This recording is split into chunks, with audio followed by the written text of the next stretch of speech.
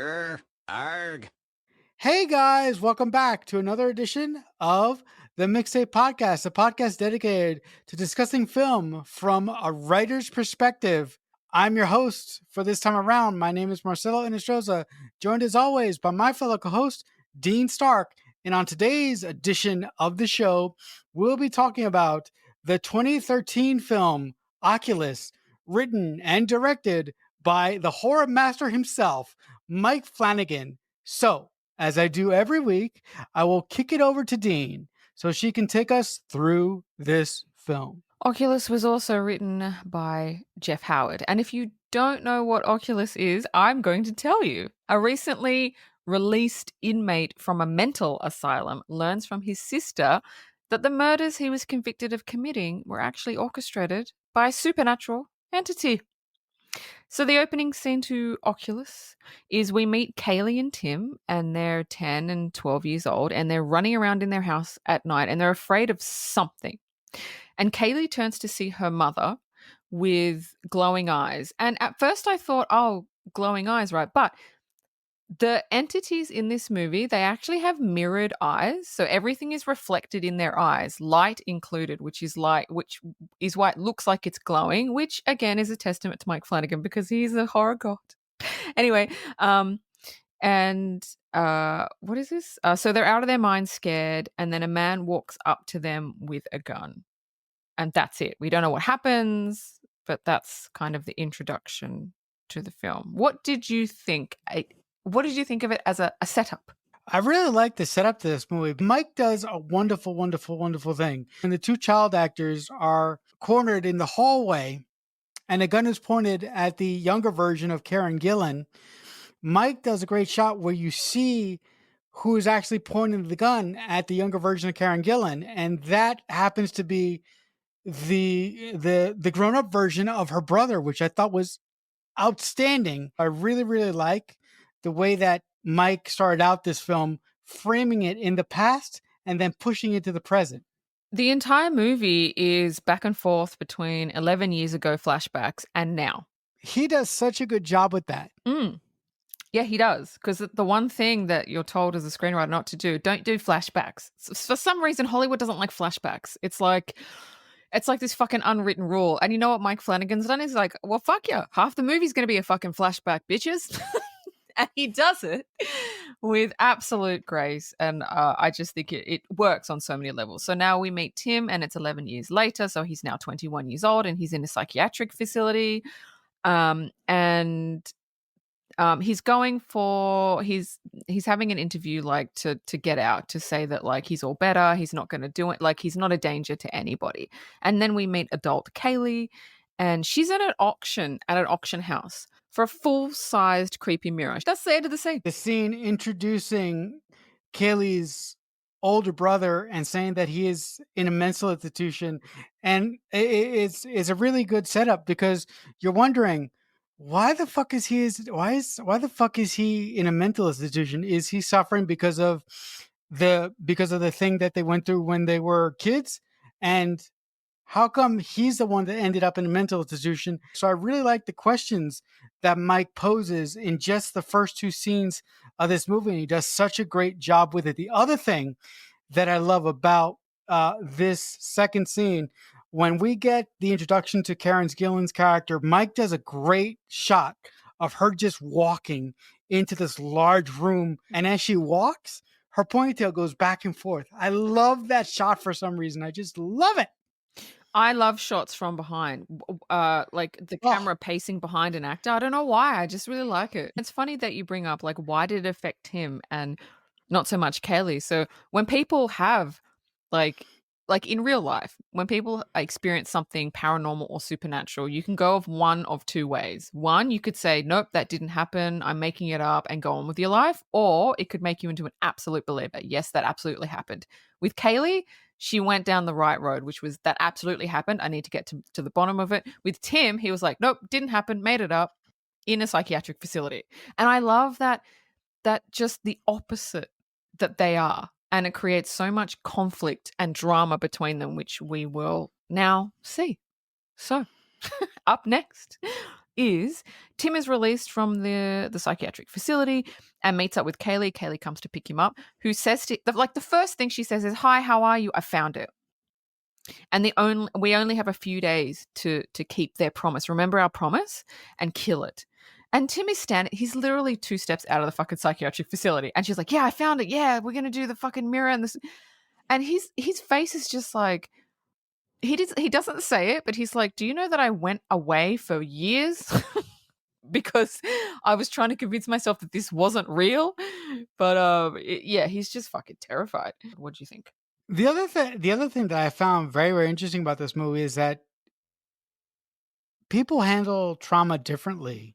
And the way that Mm. Tim handled the way that Tim chose to handle his trauma is to retreat into himself, and that landed him into a mental institution. So he chose to sort of let the trauma that happened to him when he was a child consume him to the point of losing his mind. Yes. Kaylee Kaylee chose to combat her trauma and try and find the boogeyman of her childhood and vanquish it. If I was her younger brother, I would have gone running in the other direction. I wouldn't give a rat's ass about about the promise that I made to my sister 10 years ago.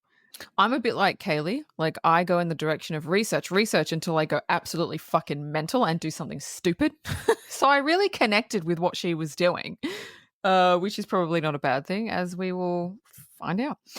So now we go to 11 years earlier, and Kaylee and Tim and the mum and the dad, they're moving into their new house when the movers bring in a massive mirror and they put it in the dad's office. And it's the same as the one from the auction house.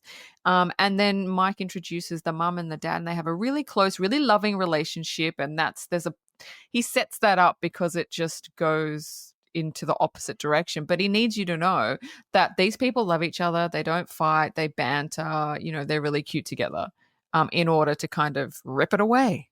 Yeah, folks, that's screenplay writing 101. If you're gonna have your two main characters basically at each other's throats in the third act of any movie or any short, you have to really convey to the audience in the opening of the scenes that they're together in that you have to sell them to the audience. And the way that Mike sells this family to the audience is just wonderful. So now we go back to present day, and Kaylee tells Tim, "You promised you'd never forget what really happened. I'm doing it tomorrow night and I need your help." And again, he looks terrified. We have no idea what the fuck she's talking about, but she is like a bull. She's like, "We're doing it. I don't care what you say. We're fucking doing it." Because you fucking promised. And then we go to 11 years ago. So it switches back to 11 years ago.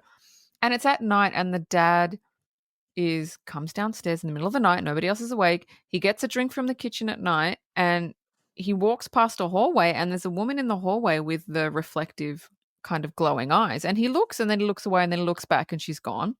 And he's just like, "Oh well," he thinks he was seeing things. Listen. The fact that he thought he was seeing things, a grown ass woman standing in the fucking hallway with glowy eyes. That's not just like, "Oh, I guess I just didn't see that." That's like if you see like a fucking cat running. "Oh no, maybe I didn't see it." A little bit of trivia, just a little bit of trivia. Before I get to my actual trivia, that woman that he saw that will become like a prominent thing, that is actually played by Mike Flanagan's wife, Kate Siegel. So there you go. There's a little bit of trivia because he puts her in everything, which I love because I love her. So what did you think about Kaylee's pushiness and also the first instance of the woman with the reflective glowing eyes? I don't know how I feel about Kaylee's pushiness. If I was Tim, I would try and remove myself from my sister because she is seriously obsessed and she could be a bad influence on me being able to start a new section of my life and being able to start a new section of my life where I am mentally stable. And Kaylee is the exact opposite of that right now. So that's how I truly feel. The woman in the hallway when the father comes down in the middle of the night to get a juice box. That shit was great. That really, really fucking freaked me out because that has happened to me before What? What's the story? about a couple weeks after my grandmother died, I was, beside myself because I just lost my grandmother and the woman who raised me and all this shit.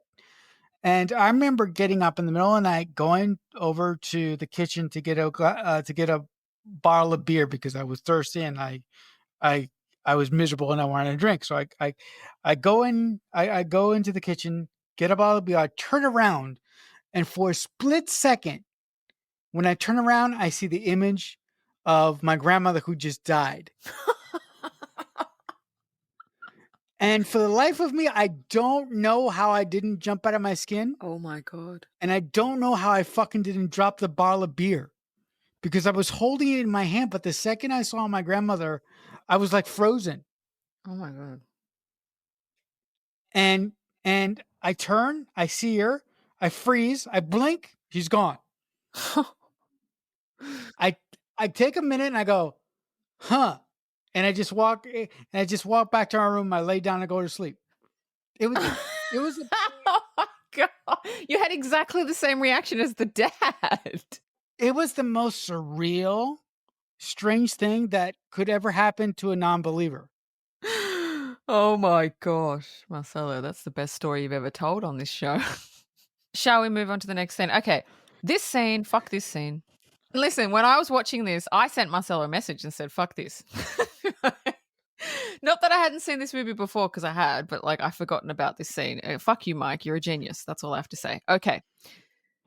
Kaylee goes to pick up the mirror at the auction house, and it's in a back room and it's all covered. And um, she takes the cover off. And behind her, as she's taking it off, there are two what look like mannequins with sheets over them. They look like fucking people standing there. But she's in an auction house, so it makes sense that there might be a mannequin, a bust, something with a sheet over it. And it's just creepy looking at. And at first, like, you don't really notice it because they're in like a warehousey thing and there's fucking shit scattered. I noticed because fuck that. I noticed. So she takes the thing off, and when she looks in the mirror, she sees three reflected back to her, but there's only two there. And then she turns and there's only two. And then she turns back to the mirror and there's three. And at this point, I was like, I'm about to turn this shit off. Like, nothing's even happened. I'm fucking turning this shit off. Fuck, Mike. And then she sees them move like slightly in unison. I'm like, nah, it's going on. No, I didn't turn it off. But like I wanted to because fuck you, Mike. This is bullshit. And then it's like the highest caliber of like creepiness horror. And Mike just knows how to do it so well. So she turns again and there's three. But there wasn't three before. So she walks up to it because she's bitch's balls of steel. She walks up to them and she slowly takes the sheet off one and it's a bust. And she takes a sheet off the other one and it's like another head bust. And then she looks at the third one, which is taller than the other two. And she goes to reach out for the third one. And as she does, someone comes in interrupting her. She looks at him, she looks back, and the mannequin is gone. Out of the whole movie, that is the creepiest fucking scene in the whole fucking movie. And fuck that. That's all I have to say. Fuck that. I was so creeped the fuck out. Thoughts? That scene is one of the creepiest scenes of the movie. I am in agreement with you on that, but the thing that makes it so creepy is the fact that it's so simple. It's Kaylee just staring at a mirror and she's got two figures behind her. Listen, the brilliant thing about Mike Flanagan is that Mike Flanagan can scare the ever-loving shit out of you without saying or doing anything. So many horror directors rely on jump scares and loud music to scare the shit out of people who watch their films. But Mike does it by visuals and by little tiny little tricks. Mm. And I also love this scene because this scene also gives the audience a precursor into how the mirror works. We go back to 11 years ago, and young Kaylee is outside the house playing with Tim when she sees into her dad's office. And the mirror is in his office, and in the reflection, Kaylee can see a woman standing behind her dad with her arms wrapped around him. Later on, when she asks who it was, he says there was nobody in there. So we don't know if it's the mirror because the lady looks normal and the dad's having an affair. We don't know. Is the dad having an affair or is it like what's going on. So it creates confusion until you know what's happening at the end. When I first saw this movie, for a split second, I thought the dad was having an affair, but then I thought about the scene, and it was so stupid because the dad had his office door open, and the woman was there in the middle of the day. If you're having an affair with somebody, you don't have them come to your house and be in your office in the middle of the fucking day with your children in the house. That's Mm, so dumb. Why yeah. would you do No, that? that's right. Yeah. The other thing about the scene later when when young Kaylee questions her dad about what happened, her dad is sitting at the head of the table playing with his nails. And when I mean playing with his nails, he's picking his nails to the point of bleeding. Oof. That look, I can handle a lot in horror movies, but there are a couple things that just make me Yeah, like the scene in Gerald's game where she took her hand off the cuff and took her skin off with it. Fuck that, Mike. I really like the way that Mike in these two scenes is building up suspicion and is playing with the characters' heads. This scene is a really nice compliment to the scene that we just saw of young Kaylee in the warehouse with the mirror and the mannequins. So now we go back to present day, and Kaylee and Tim go back to their childhood house. And it's all empty, nobody lives there. And they bring the mirror inside, they place it against a wall, and Kaylee has this whole fucking setup going on. Above them, she's rigged like a dumbbell. She's got cameras pointed at the mirror, recording everything hooked up to laptops. She starts standing in front of the cameras and she starts saying the object is responsible for at least 45 deaths in the last 4 centuries of its recorded existence. She has done like 10 years worth of fucking research, like researching the last fucking 400 years for this mirror. And she's holding up photos and she starts explaining that like the owners of this mirror have all died like mysterious deaths, like really weird shit. And how none of the deaths like make sense. Like one of the deaths was like somebody beat themselves to death. Like it's like shit that like you wouldn't do. And she says like basically like the mirror makes them go crazy, and the mirror like kills plants and kills anything alive and all this shit. But yeah, it's exposition, but it doesn't feel like exposition. It feels like Kaylee is legitimately recording it to show other people, which is what I like. Meanwhile, Tim is in the background going, "No, I'm just at a mental place where I've realized none of this is real." Um, the problem is because you asked before why Tim didn't run away. Kaylee's the only family Tim has. Tim loves Kaylee, and I think Tim thought he could convince her that she was the crazy one. And he kind of does, and then something happens later on. So, thoughts? I really love this scene because if there's one thing, I mean, there are many difficult things to address when one writes a screenplay as a screenplay writer, but the hardest thing to do is to write interesting exposition and exposition that flows and exposition that doesn't sound like exposition. The way that Kaylee breaks down the entire history of this fucking mirror is the most fascinating thing ever. I fucking love this woman. This scene reminded me so much of something that you would do. Oh, yeah. Like it was so well thought out. It was so well paced.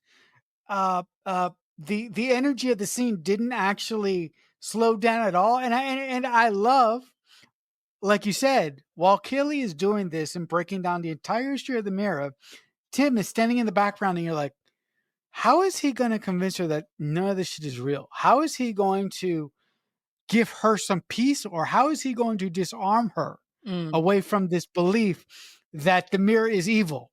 And the mirror was the one that killed their mom and not their dad. yeah. Like, how is he going to do it? But the other thing that I love about Tim as a Mm, character is the way that he chooses to try and convince Kaylee that her beliefs about the mirror are all wrong. He uses the psychology that he was taught in the institution, yes. because he doesn't try and do it willy-nilly, because he understands if he does it willy-nilly, Kaylee's going to take it apart, but he doesn't do that. Mm, He goes from the route of what he's been taught. How did you feel about the way that Tim approached that? It totally made sense because the reason he knows all this stuff is because he has been in a psychiatric facility. Like, it didn't come out of nowhere. It's like it totally made sense that he would know everything that he's saying. So you totally believe that what he's saying, he doesn't just believe, but he's gotten it from his time in the psychiatric facility. So Kaylee and Tim have a chat about how Tim went to the psychiatric facility because he believed the mirror was supernatural, but now he knows his dad was sick and a monster, and they made up a scary story so they could cope with it. But on the other side, Kaylee knows the mirror did it. Their dad killed and tortured their mum, and Tim shot the dad to death in front of Kaylee after the dad killed the mum. That's how she remembers it. He remembers a completely different thing.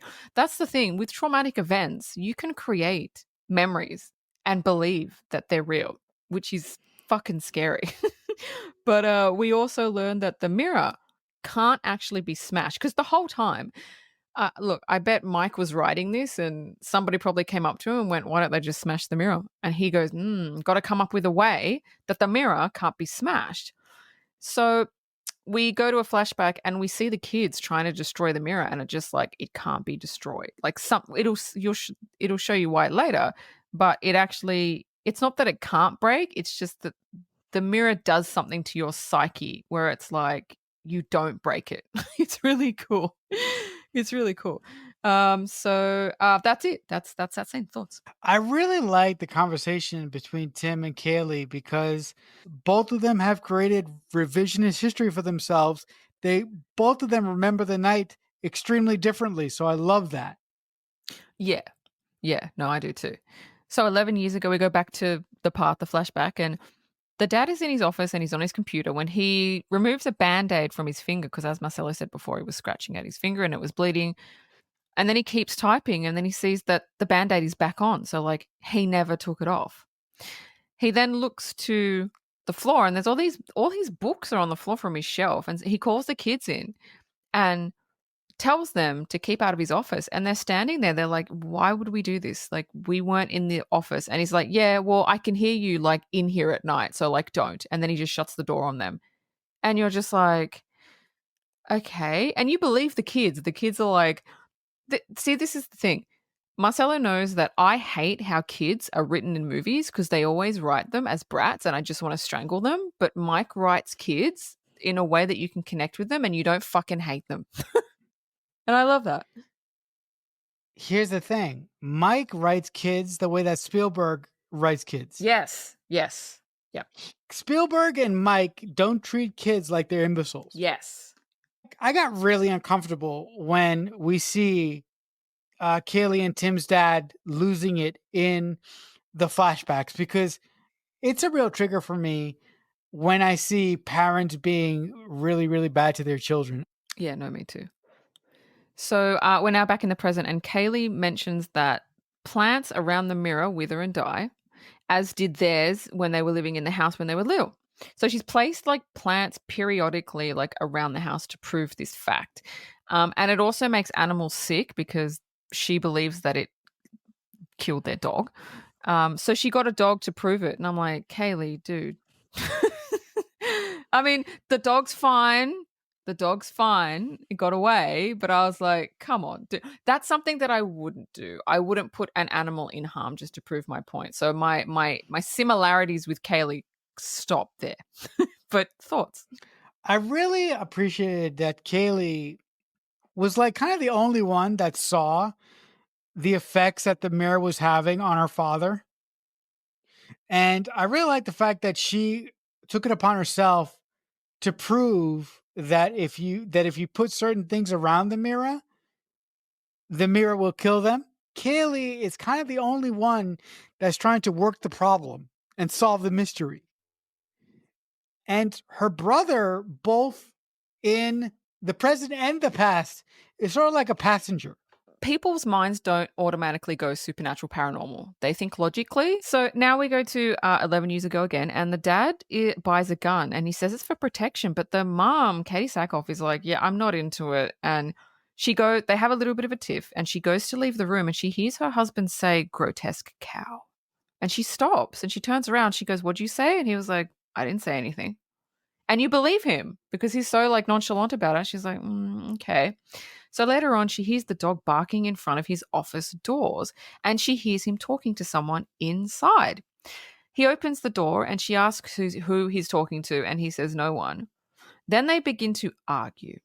So it's gone from lovey dovey to arguing in a short amount of time because she thinks he's keeping something from her. He doesn't, he thinks she's going crazy. And so there's just that there's no communication between them at all. The next day, the dad goes out golfing and the dog starts barking at the office door again. And the mum just can't stand it and just lets it into the office. But then when she tries to reopen the door again, it won't open. The dad gets home, and when the dad does, the mum's like, "I had to lock the dog in the office, but I can't open the door. Like he's just been barking all day." When he opens the door, the dog isn't there.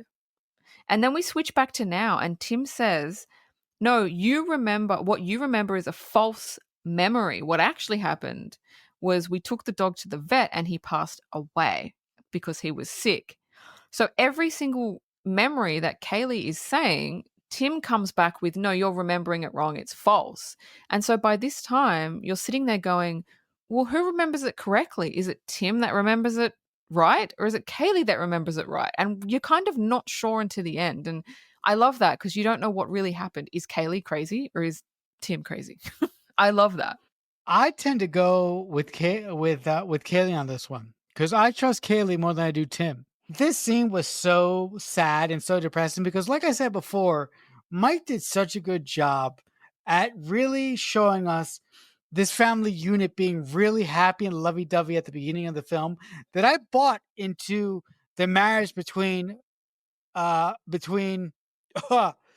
Starbuck and her husband.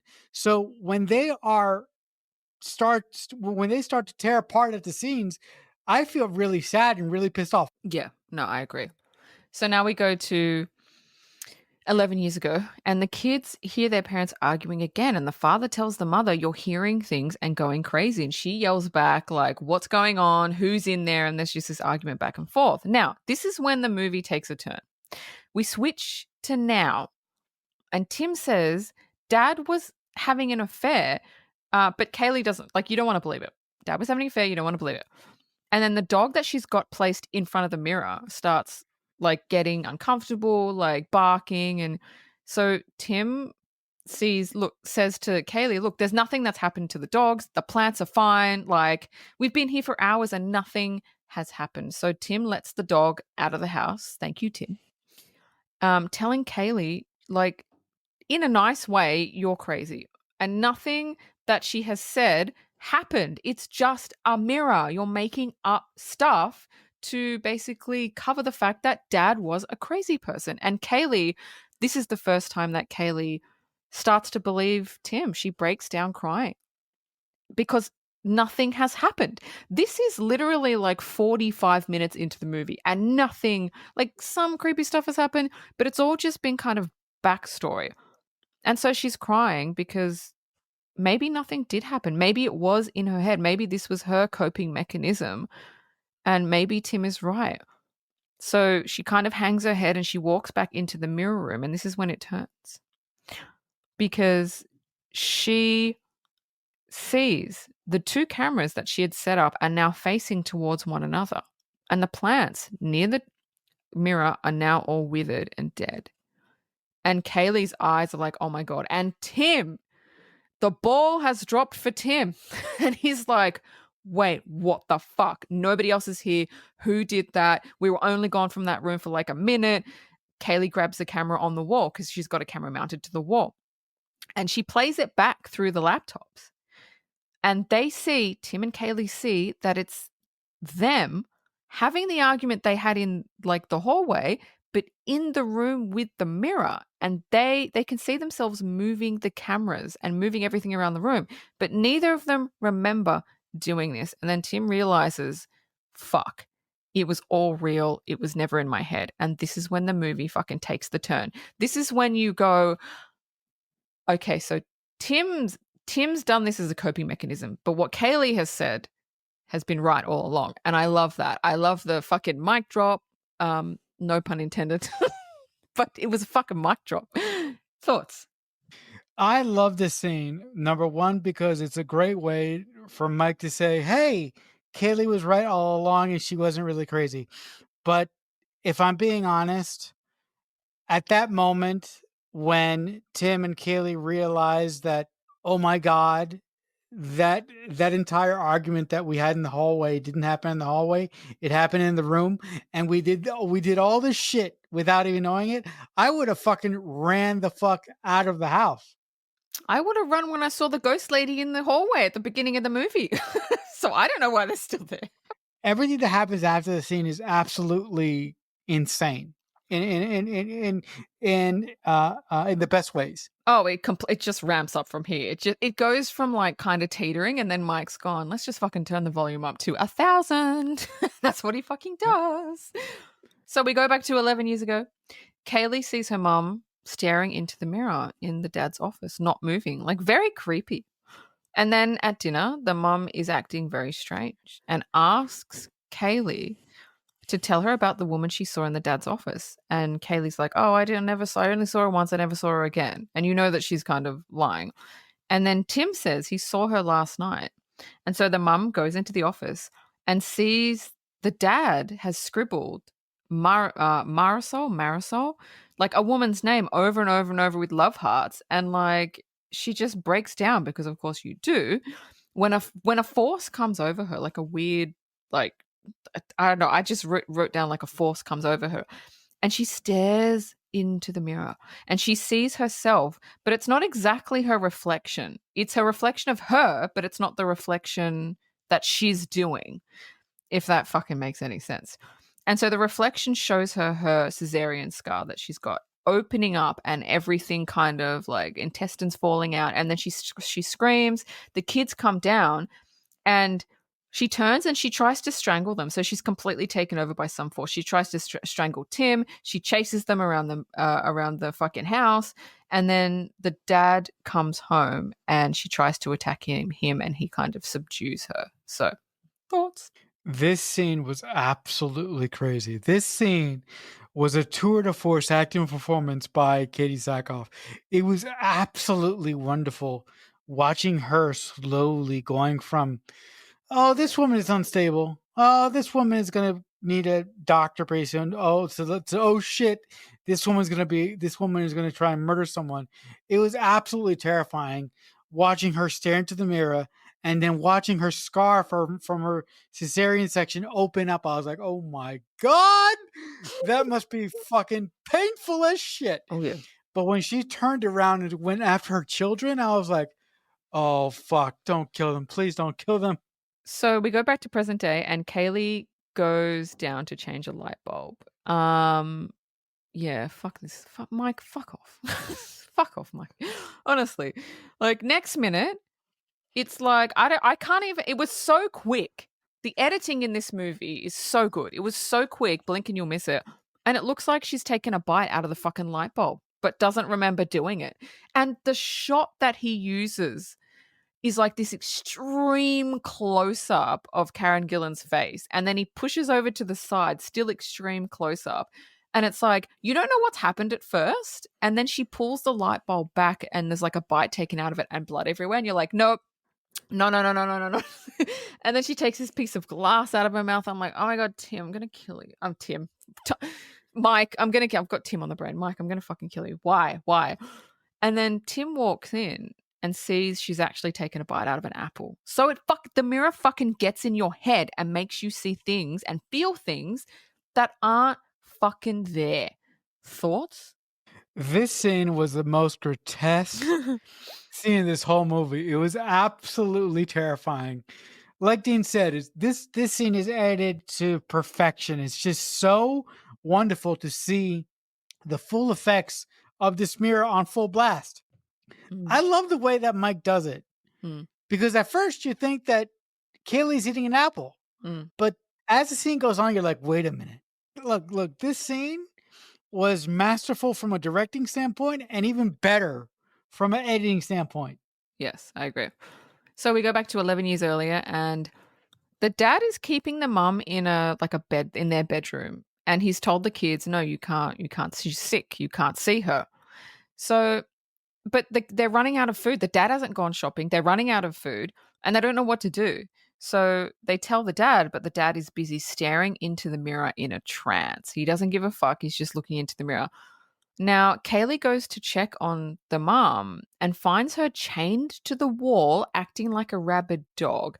This was the part of the movie where I got pissed the fuck off. Not because of that, but because of what they do next. So they don't know what to do. They try to call for a doctor. They can't get a doctor.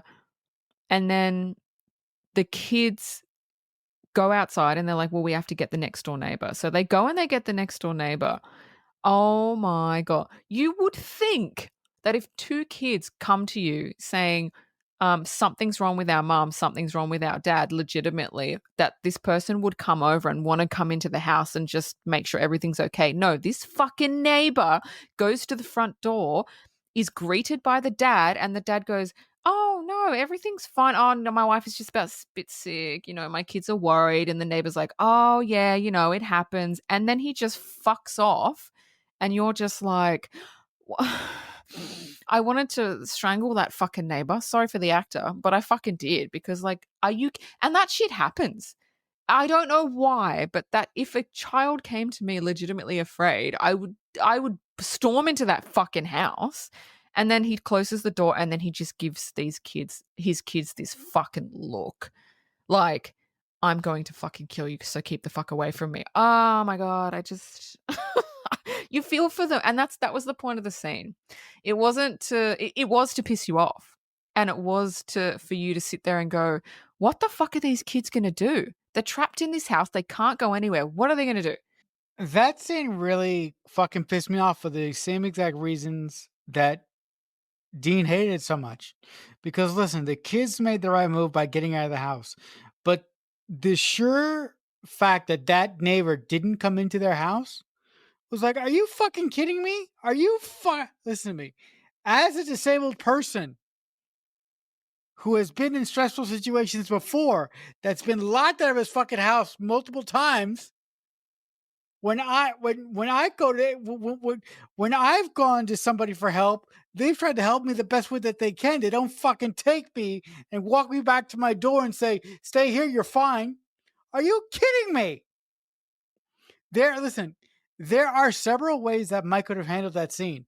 The kids could have ran out. The kids could have ran out and gone all the way to the police station. They didn't have to stay in the house. Why? Why the fuck did Mike have to have them stay in the house? I didn't think of that. They could have gone to the police, I guess. But the police would have Yeah. just taken them back and believed the parent. So you don't believe that the police would have gone into the house, not like the stupid neighbor? Um, I think the dad was super convincing. This scene really frustrated me because it's the only scene in the movie that I was like, Mike, you could have done better. You could have done a lot better there. I liked it. I liked it because I think he did exactly what he intended to do, which is piss people the fuck off and to just isolate the kids even more. Basically to say, well, you can't call anybody and you can't get anybody. What the fuck are you going to do? I liked it. You can't run. You can't run. So how are you going to get out of this fucking situation? He took away every safety net that they could possibly Everything. have. Yeah, which is perfect. So Tim starts remembering what he actually saw in the house as a kid. He sees himself walking to his dad's office, seeing a lady behind his dad with like these glowing reflective eyes. And then when he runs out of the room, she's like at the fucking door, which is creepy enough. It's a really good effect, but it's really creepy. And then Kaylee turns to see her dead mother like standing right next to her. Like we're in now time. But because they're in the house and the mirror's there, the mirror's making them see shit. So she turns to see her dead mother next to her and she stabs her in the neck. But it turns out that it was her fiance coming to check on her. And then but then, see, this is the really confusing bit. She gets a call from her fiance going, hey, just wanted to check in. So she doesn't know what's real. Is the phone call real or did she actually kill him? And actually, at the end of the movie, we actually don't know. I don't know. Maybe was that the point, Mike? but we don't know what was real and what wasn't. And then they run outside, only to see themselves inside the room with the mirror. So at this point, they actually don't know where they are and where they're not. Like it becomes a mind fuck at this point. Mike does such a good job in the third act of this film. He throws everything at his characters but the kitchen sink. No, he throws the kitchen sink and everything else he's got in the fucking house. It's so wonderful watching these characters who we've been watching for almost an hour, falling in love with these characters and seeing them come apart at the seams. It's so deliciously terrifying.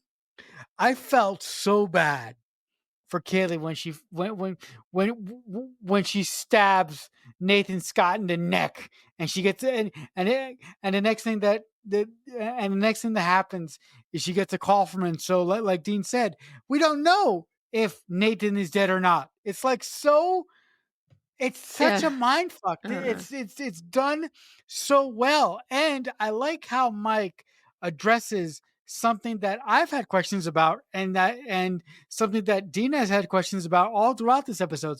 All throughout this episode, why the fuck don't these two people get away from the mirror?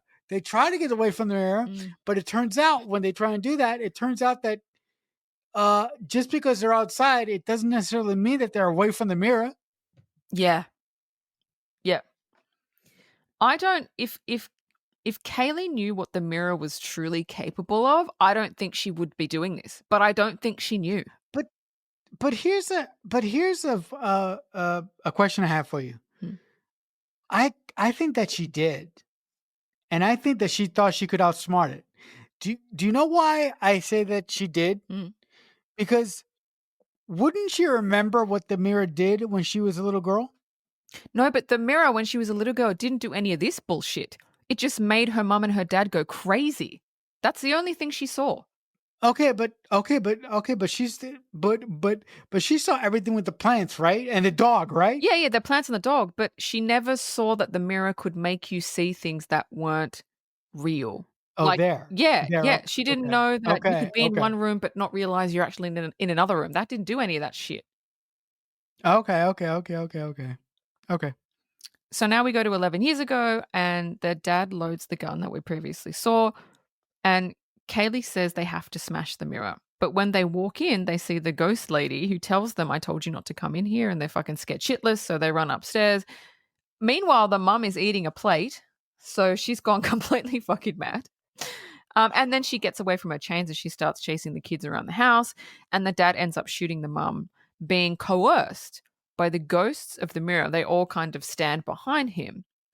And the kids run into the room with the mirror and they grab golf clubs and start hitting the mirror until they realize they're actually hitting the wall beside the mirror. And that's when you go, the mirror can maneuver people into doing what it wants. So even if you want to destroy the mirror, it won't let you. So the dad comes in, points the gun at Kaylee's head, and Tim hits the dad, forcing him to drop the gun. Now he picks it up. Tim picks it up and he points it at his dad, and he's crying. He doesn't want to do it, but he doesn't know what else to do.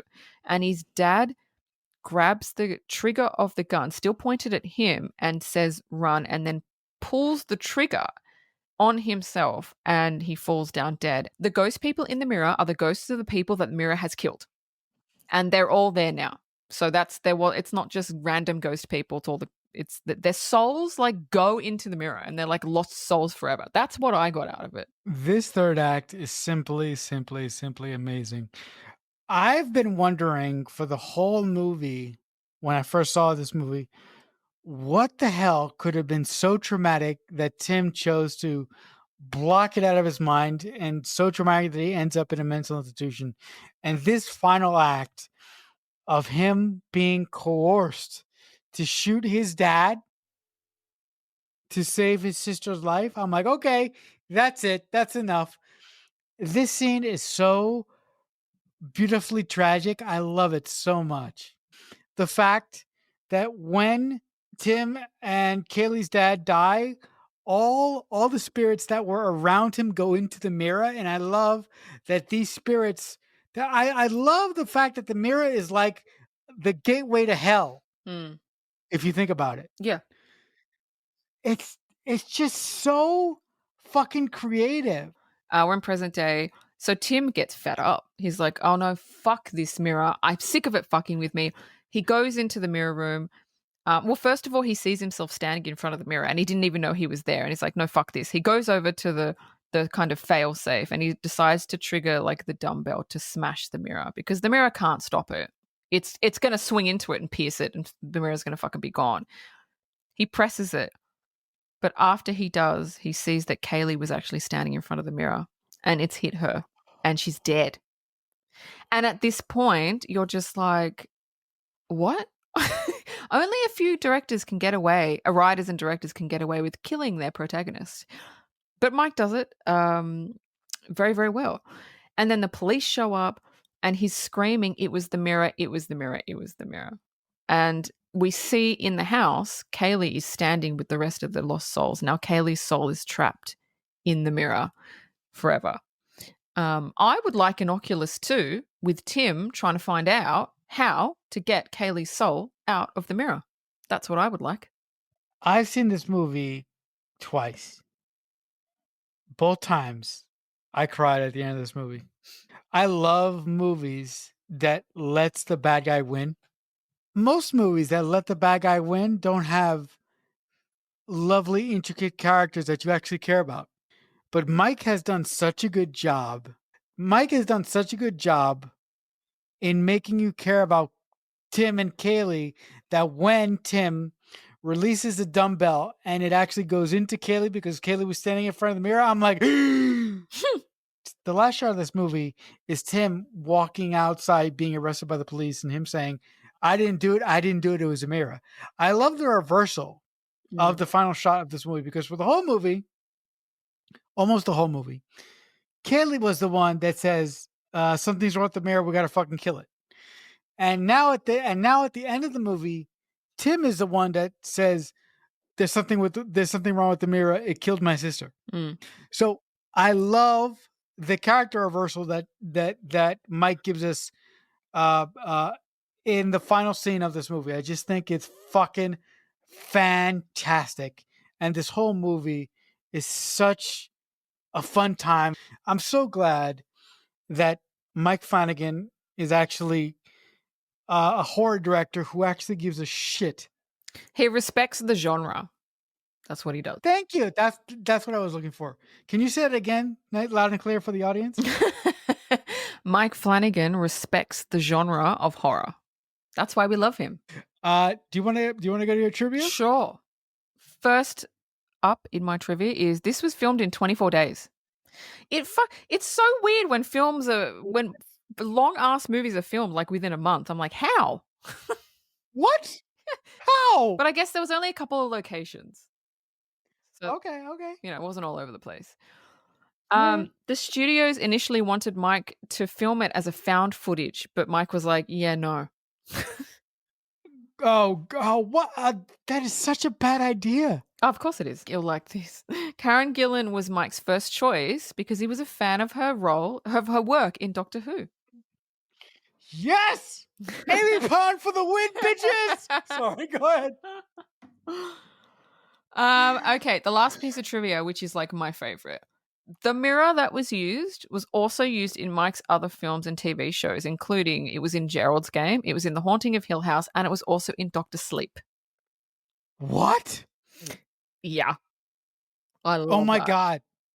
Oh my god. I'm gonna play Where's Waldo with the fucking mirror now. Oh my god. Okay, so in Gerald's Game it was above, I think it was above the bed. In The Haunting of Hill House, it was on one of the walls, and I can't remember where it was in Doctor Sleep. I can't remember where it was in Doctor Sleep, but yeah. That is so cool. I know. Because I was thinking, who has that mirror? I bet Mike has it in his house. That would be so cool. That's the end of my trivia. I'm out. All right, guys. So with the end of Dean's trivia, I think that brings a end to this episode of the Mixtape Podcast. But listen, guys, if you like the show that we put on here and you have comments, questions, or whatever for us, you can email us at themixtapepod@aol.com. But But if you like what we have to say and you want to come back for more, please come back next week for our season finale, where we'll be talking about one of the best Mel Brooks movies ever. We'll be talking about Robin Hood, Men in Tights. So, with that being said, for my fellow co-host Dean Stark, I will simply say, as I say every week, if someone is ever kind enough to make you a mixtape, that must mean that they truly love you. The Mixtape Podcast is a Balloonhead Productions presentation.